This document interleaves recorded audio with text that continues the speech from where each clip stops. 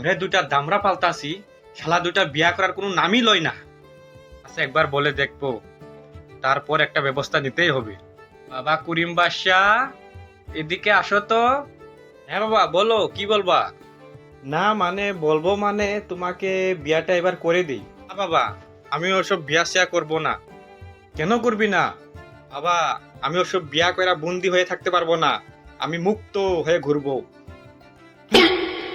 শালাই কই কি রে? বড় ছেলে তো বললো বিয়া করব না, এই শালা তো কোনোদিনও বিয়ে করব না। দেখি ছোট ছেলেরে বলি, টা এদিকে আসো তো। হ্যাঁ বাবা বলো, আমার অফিসে লেট হচ্ছে। হ্যাঁ বাবা তুমি বসো, আমি বলছি তোমারে। ঠিক আছে বাবা, এবার বলো কি বলবা। বাবা, তোমার জন্য একটা মেয়ে দেখেছি, আমি তোমাকে বিয়া করাবো।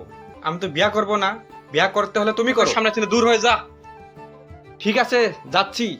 এ বিয়া করাইতে আইছে, এই শালাকে দিয়ে হবে না, বিয়া এবার আমাকে করতে হবে। अभी मजा आएगा ना भिड़ो।